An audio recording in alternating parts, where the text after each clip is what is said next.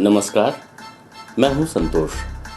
City news van Rewa की सांध्यकालीन समाचार सेवा में आपका स्वागत है। प्रस्तुत हैं आज के मुख्य समाचार। कोरोना के बढ़ते मामलों के चलते चैत्र नवरात्रि में रानी तालाब मंदिर में नहीं लगेगा मेला। मंदिर परिसर दर्शनार्थियों के लिए रहेगा बंद। स्नेह पेट्रोल पंप हुआ सील। बिना मास्क के कर्मचारी कर रहे थे पेट्रोल डीजल की बिक्री। बिजली विभाग का इंजीनियर निकला ठग। महिला साथी के साथ मिलकर 7 लाख का लगाया चूना। समाचार अब विस्तार से।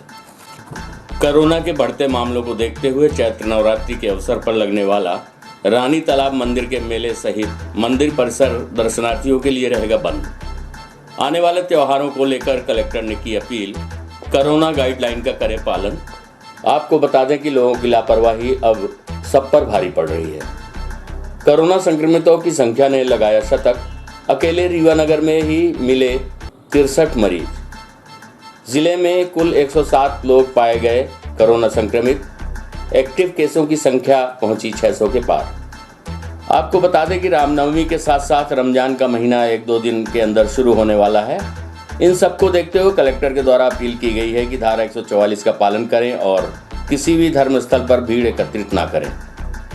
कलेक्टर डॉक्टर इलैयाराजा टी ने कहा कि किसी भी धार्मिक आयोजन के लिए पहले ही गाइडलाइन जारी की जा चुकी है और धार्मिक आयोजन पर प्रतिबंध लगाया जा चुका है। कोरोना महामारी तेजी से फैल रही है, जिसे रोकने के लिए सोशल डिस्टेंसिंग की आवश्यकता है। कलेक्टर के द्वारा लोगों से अपील की गई कि वो अपने घरों पर रहें और अनावश्यक एक जगह पर एकत्रित न हो। वहीं परसों से रमजान मुबारक माह प्रारंभ हो रहा है, जिसमें लोग तरावी पढ़ने मस्जिदों में एकत्र होते हैं, जिसको लेकर प्रशासन ने अपील की है कि कोरोना गाइडलाइन का पालन करते हुए ही त्योहार मनाएं। विगत दिवस मिले कोरोना के 1 सैकड़ा से अधिक मामलों के बाद जिला प्रशासन एवं रानी तालाब मंदिर प्रबंधन ने यह फैसला लिया है कि अभी दर्शनार्थियों के लिए मंदिर के पट खोलना उचित नहीं है। आपको बता दें कि बीते 24 मार्च को प्रशासन एवं मंदिर प्रबंधन के लोगों के साथ एक बैठक ली गई थी, जिसमें सर्वसम्मत से ये निर्णय लिया गया कि कोरोना को देखते हुए मंदिर परिसर को बंद रखना ही उचित होगा, क्योंकि रानी तालाब मंदिर से हजारों लोगों की आस्था जुड़ी हुई है, जिससे लोग सुबह 4 बजे से ही मंदिर में भक्तों का तांता लग जाता है। इसी के मद्देनजर ये फैसला लिया गया है। प्रस्तुत है रानी तालाब मंदिर के मुख्य पुजारी देवी प्रसाद शास्त्री एवं Rewa collector doctor Ilaiyaraaja T से प्राप्त जानकारी के अंश। महाराज, ये कुछ ऑर्डर आया है मंदिर के लिए? ये चैत्र नवरात्र को लेकर के हमारी 24 तारीख को बैठक हुई थी। बैठक होने में निर्णय हम लोगों ने लिया है कि जो ये कोविड-19 को देखते हुए शासन प्रशासन की जो गाइडलाइन है उसी पे हमारा भी सहयोग है। सभी श्रद्धालु भक्त जो है माँ काली के मूर्ति का अक्षय देखते हुए जो है अपने घर में कलश स्थापना करें और वहीं ज्वारे काली कपड़े अपना घर में ही बोएं और घर में ही विसर्जन करके फिर माँ का दशमी के बाद लोगों को दर्शन होगा। ये 13 तारीख से 21 तारीख तक यहाँ बंद रहेगा। सभी श्रद्धालु भक्त कलश स्थापना अपने घर में करें 13 तारीख को, क्योंकि इसमें दिया गया है शुक्लाम ब्रह्म विचारे पद्मा माढ्याम जगत व्याक्तने वीणा पुस्तक धारिणी भैराम जाड्यापाम या देवी सर्वभूतेषु मातृरूपेण संस्थिता नमस्तस्यै नमस्तस्यै नमस्तस्यै नमो नमः। कल सुबह जो है प्रथम शैलपुत्री की पूजा होगी, जिससे महा आरती की जाएगी और सभी श्रद्धालु भक्त अपने घर से ही केवल माँ की स्तुति करें, पूजन पाठ इत्यादि करें। बाकी यहाँ आने की ज़रूरत नहीं है, क्योंकि ये कोरोना महामारी को देखते हुए जो है अपनी सुरक्षा, स्वयं की सुरक्षा, दूसरों की भी सुरक्षा देखना अनिवार्य जरूरी है। क्या शुभ नाम? प्रधान पुजारी पंडित देवी प्रसाद महाराज जी। दिन बाद रमज़ान का भी महीना चालू है, तो इसको लेकर के क्या प्रशासन की तैयारी और क्या गाइडलाइन निर्धारित की गई है रानी तालाब मंदिर को लेकर? नहीं, इसको लेकर है ना डिटेल्ड इंस्ट्रक्शंस ऑलरेडी इशूड है। हम हम लोग डिस्ट्रिक्ट क्राइसिस मैनेजमेंट कमेटी के द्वारा ये पहले से निर्णय लिया गया है। उसके बाद है ना 144 ऑर्डर है ना इशूड है। कोई भी है ना मेला, चल समारोह और लार्ज लेवल के फंक्शंस हैं कोई भी अलाउड नहीं रहेगा। आप सभी को है ना पता है कि कोविड का है ना केसेस लगातार है ना बढ़ रही है। इस संदर्भ में मतलब सभी लोगों को अपना अपना घर पे ना पूजा करें या फिर है ना जब इवन मंदिर में भी आना है तो व्यक्तिगत रूप से आए। मतलब है ना कोई भी आयोजन, एक बड़ा आयोजन है ना उसका हम लोग है ना अनुमति ना नहीं दे रहे हैं। सर जैसे कि रानी तलाव के पट खुलेंगे तो लोग सवेरे से 4 बजे सुबह से भीड़ की एकजुट होने लगती है, तो उसको रोकने के लिए कैसे प्रयास करें? मैं इसके बारे में एक्चुअली लोकल एसडीएम से बात करूँगा। पहले से अनाउंसमेंट है ना वहाँ शुरू कर दें, लोग एक साथ है ना कभी भी है ना एक प्लेस पे ना मतलब इकट्ठे ना हो, इसके लेकर हम लोग है ना सतर्क रहेंगे। पुलिस एडमिनिस्ट्रेशन को भी ना इन्फॉर्म किया जाएगा कि वो पहले से ना अपना अरेंजमेंट्स करेंगे। सर रमज़ान का भी महीना चालू हो रहा, तरावी भी पढ़ते हैं लोग शाम को जा करके, तो उसको लेकर क्या कैसे? सेम मतलब है ना हमको ये एक बड़ा आयोजन है ना मतलब है ना कोई भी धार्मिक, राजनीतिक और है ना सामाजिक है ना कार्यक्रम कोई भी बड़ा आयोजन है ना नहीं किया जाना है। इसको जब किसी को आयोजन करना भी है मतलब लिमिटेड संख्या में, वो भी ना ताना का सूचना देने के बाद ही आयोजित किया जा सकता है। ये संबंध में निर्देश स्पष्ट है, बट फिर भी हम लोग एसडीएम को है ना और निर्देशित करेंगे कि इस संबंध में ना कहीं भी उनके संज्ञान में आ रहा है या ताना के माध्यम से संज्ञान में आ रहा है तत्काल है ना आयोजक से संपर्क करें। आयोजन का है ना मतलब है ना सीमित करें या फिर है ना जैसे बड़ा मेला बड़ा आयोजन है उसको है ना हम लोग का ना अलाउ ना करें।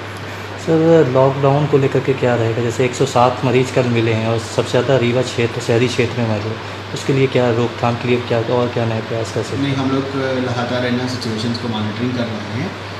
हम लोग एक सिंबॉलिक है ना कोरोना कर्फ्यू है वो हम लोग है ना 2 दिन अभी लगातार लगाए थे।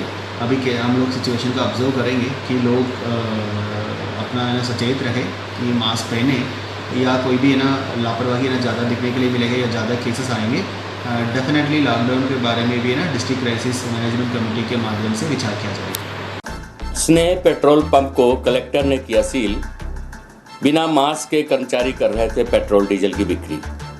पेट्रोल पंप के सामने खड़ी महालक्ष्मी ट्रेवल्स की 2 बसों को किया जब्त।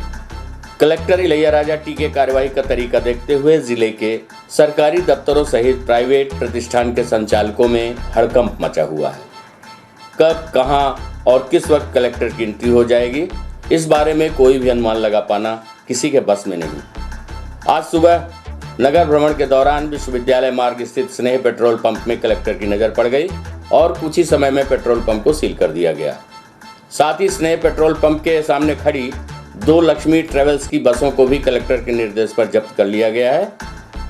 बताया जा रहा है कि कलेक्टर इलैयाराजा टी नगर भ्रमण के दौरान विश्वविद्यालय मार्ग पर निकले थे, जहां स्नेह पेट्रोल पंप में बिना मास्क के पेट्रोल पंप कर्मचारी डीजल एवं पेट्रोल की बिक्री कर रहे थे।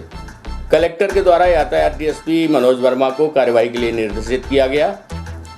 डीएसपी मनोज वर्मा के द्वारा कलेक्टर के निर्देशन पर इस पेट्रोल पंप को अगले 24 घंटे के लिए सील कर दिया गया है। साथ ही पेट्रोल पंप के सामने खड़ी महालक्ष्मी ट्रेवल्स की 2 बसों को जब्त कर लिया गया है, जिनके ऊपर धारा 179, 122, 283 एवं 119 की कार्रवाई की जा रही है। बताया जा रहा है कि महालक्ष्मी ट्रेवल्स की दोनों बसें सड़क किनारे खड़ी हुई थी, जिससे यातायात अवरुद्ध होने की वजह से दोनों बसों को जब्त कर लिया गया है। ये कार्यवाही विश्वविद्यालय थाने द्वारा की गई। प्रस्तुत है इस संबंध में यातायात डीएसपी श्री मनोज वर्मा से प्राप्त जानकारी के अनुसार।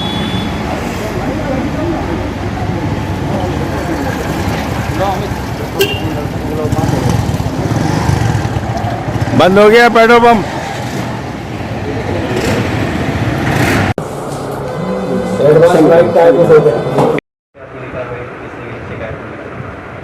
डीएम साहब भ्रमण पे निकले थे और भ्रमण के दौरान जो उसके कर्मचारी थे वो कोविड-19 के जो एक्ट हैं महामारी के पालन करना है बचाने के लिए, उसका पालन नहीं कर रहे थे, जिस पर उनके द्वारा उसको जब्त करने के लिए निर्देश दिए गए थे, जिस पे मैं पहुंचा और मेरी टीम यूनिवर्सिटी थाना प्रभारी और ट्रैफिक सूबेदार अखिलेश और उसकी विधिवत कार्रवाई किया है और इसकी रिपोर्ट फुट के माध्यम से अग्रिम कार्रवाई की जा रही है। 24 घंटे के लिए उसको सील के आदेश जारी किए हैं।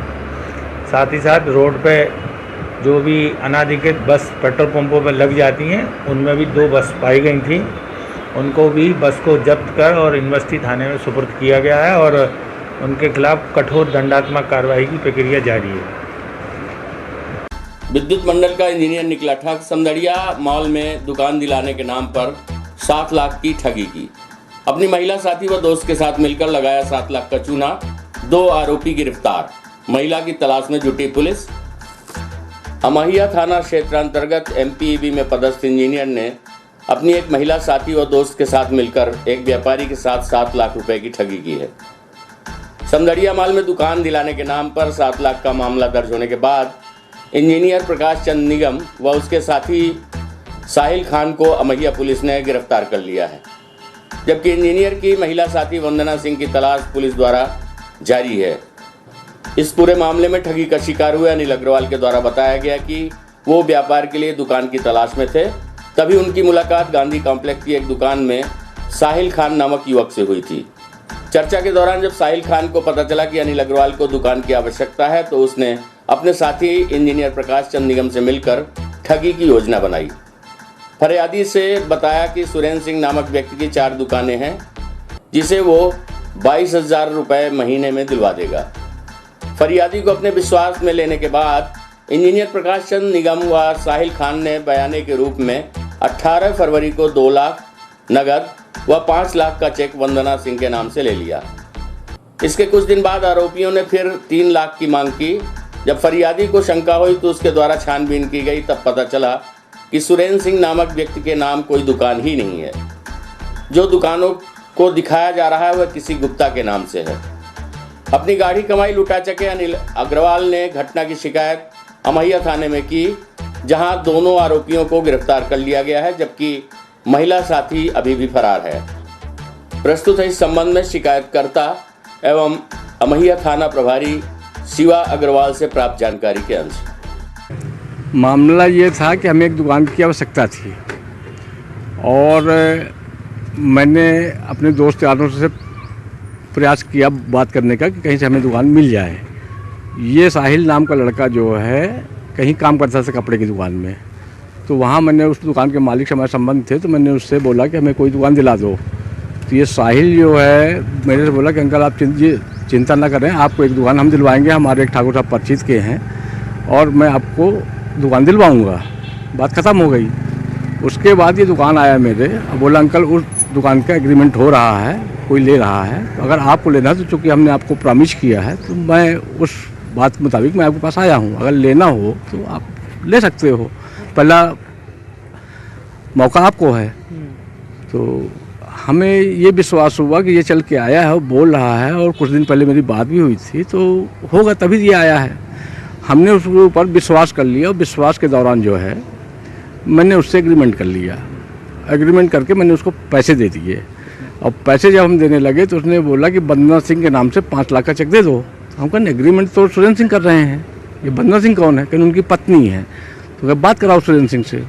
तो उन्होंने हमसे सुरेंद्र सिंह से बात कराई। जब बात करी सुरेंद्र सिंह बोले कोई ज़्यादा नहीं चिंता की बात है, पत्नी तो हमारी है, हम एग्रीमेंट में लिख रहे हैं, तो आप चेक काट दीजिए, कोई दिक्कत नहीं है। तो हमने उसके विश्वास पे होकर के हमने 5 लाख का चेक वंदना सिंह के नाम से काट दिया। फिर ये 2 लाख रुपए हमसे कैश ले लिया, बात ख़त्म हो गई। उसके बाद हमारे यहाँ घर में गमी हो गई, तो हम उसमें व्यस्त थे। हमारा भांजा ख़त्म हो गया उसी टाइम पे, उसमें हम परेशान थे। उसके बाद ये अभी जब हमारे यहाँ गमी हुई फगुआ, होली के दूसरे दिन फगुआ में, तो उसने फ़ोन किया कि अंकल ऐसी बात है, 3 लाख रुपए हमें आप और दे दीजिए तो मैं 10 लाख का एग्रीमेंट आपसे कर लूँगा, और 3 साल का जो हमारा एग्रीमेंट का है उसमें आप 3 साल का किराया हमें मत दीजिएगा, तो उसमें आप ही का फ़ायदा है। तो हम भी थोड़ा सा लालच में आ गए और सोचे कि चलो कोई बात नहीं भाई, 2 पैसा अपने को बच रहा है, दिन भर दौड़ धूप करते मेहनत करते हैं, तो चलो कोई बात नहीं है। हमने उसके झांसे में आके हमने कहा कि ठीक है। तो ये आए दिन फ़ोन करता रहा, पैसे दीजिए पैसे दीजिए। हमारे यहाँ गमी थी तो हम खर्चे निकल नहीं पा रहे थे। तो जब मैं लौट के आया तो मैंने मिसेस से बोला कि वो 3 लाख रुपए मांग रहा है तो क्या करें।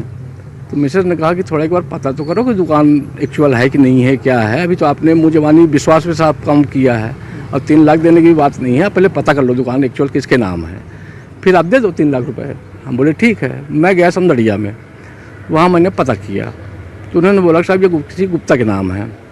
फिर हमारे एक दो मित्र और थे जो समुद्र से जुड़े हैं, उनसे मैंने संपर्क किया तो उन्होंने भी बताया कि ये साहब ऐसा ऐसा प्रकरण है।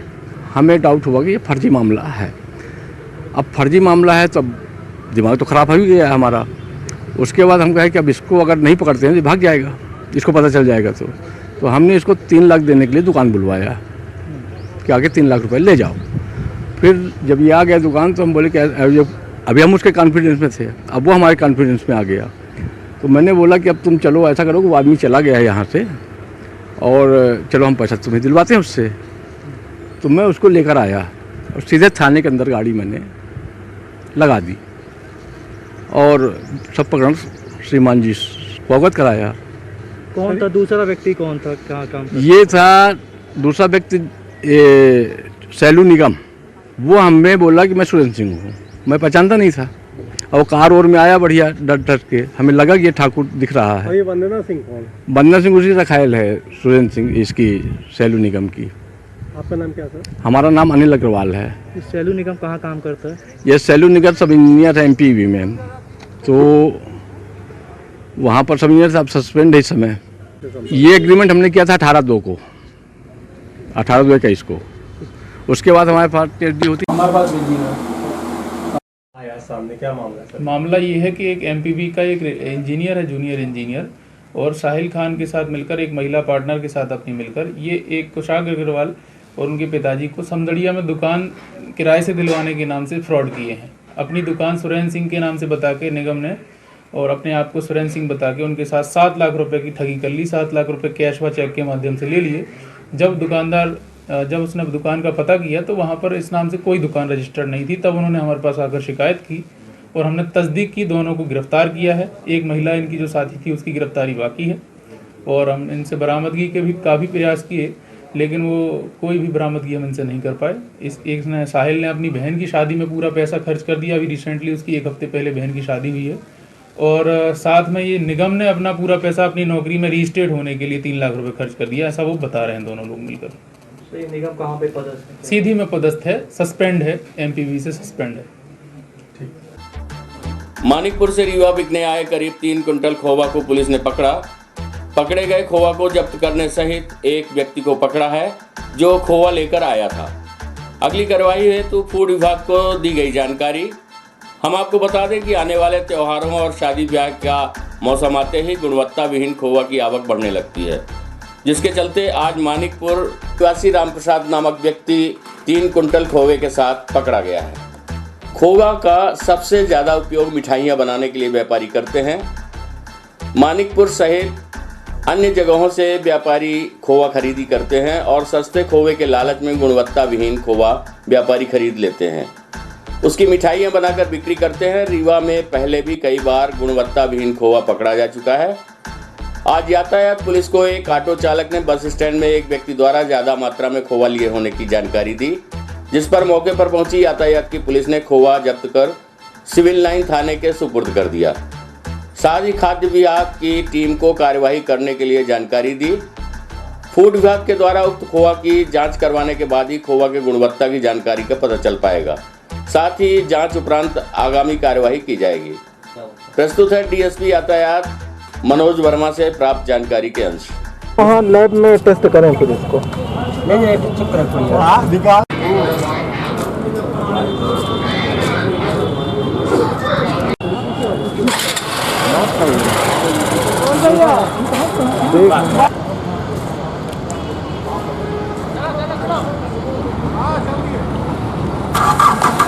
हमारे पास बिजी है।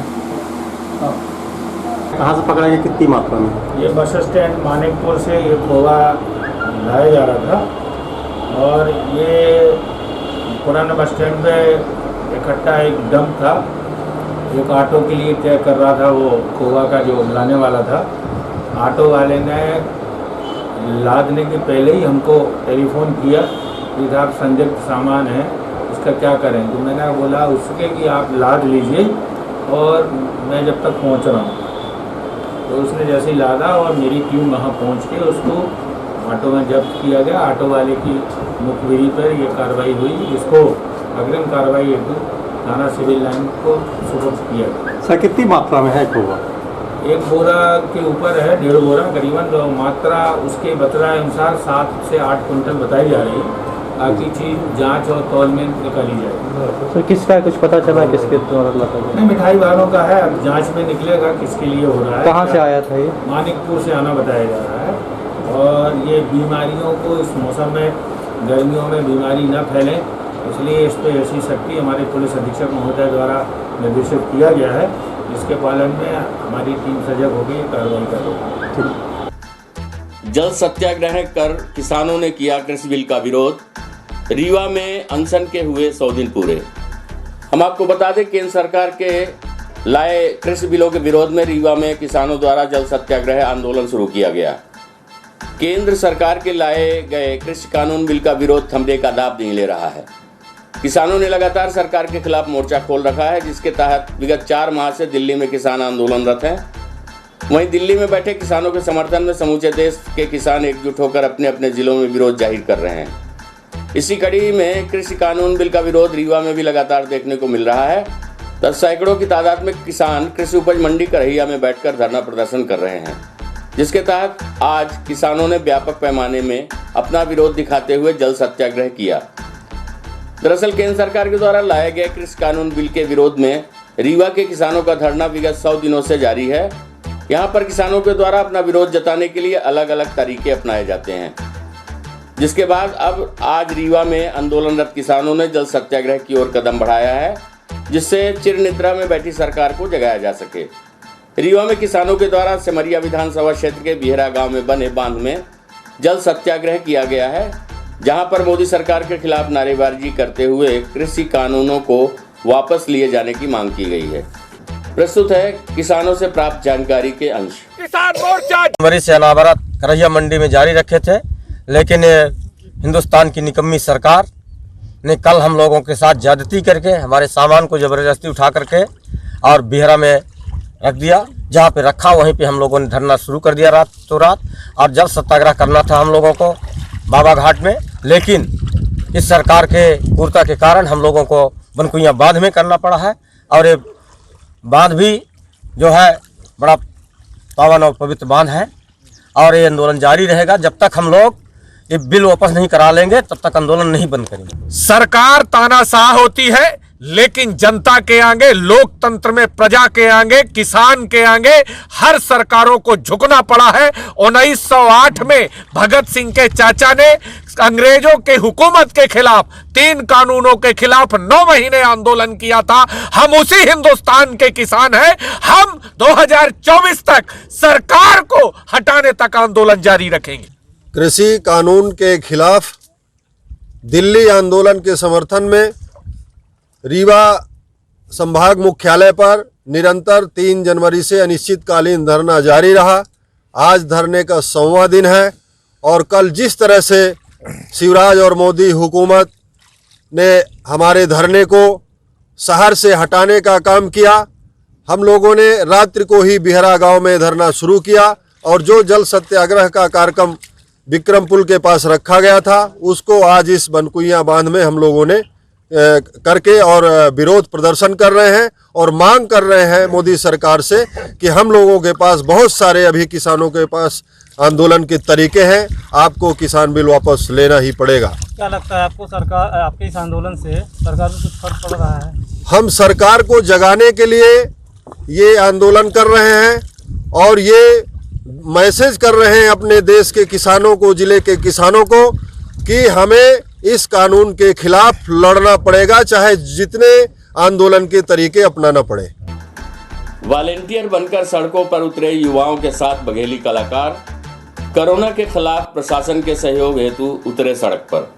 हम आपको बता दें कि प्रदेश में प्रतिदिन कोरोना वायरस का संक्रमण बढ़ता जा रहा है, जहां एक तरफ प्रदेश के मुखिया शिवराज सिंह चौहान समेत समस्त प्रदेश के युवाओं से मैं भी वॉलेंटियर बनकर सामने आने का आग्रह कर रहे हैं, वहीं सबको प्रेरित करने के लिए कह रहे हैं।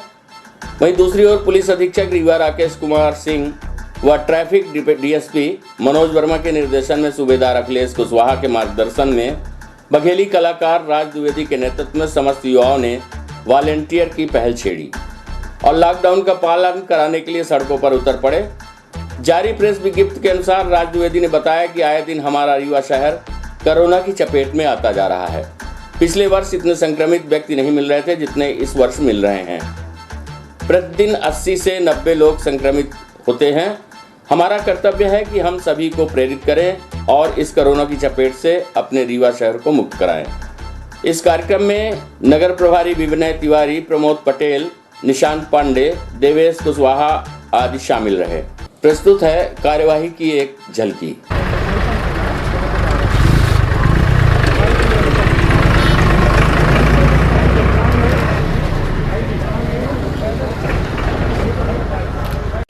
बाईपास क्या करने गए? बाईपास क्या करने हैं? क्या काम कर रहे हो? साइड में चलो चलो खड़ी कर गाड़ी। आज की खबरों में बस इतना ही। कल हम पुनः हाजिर होंगे कुछ नई खबरों के साथ। तब तक के लिए हमें अनुमति दीजिए। नमस्कार।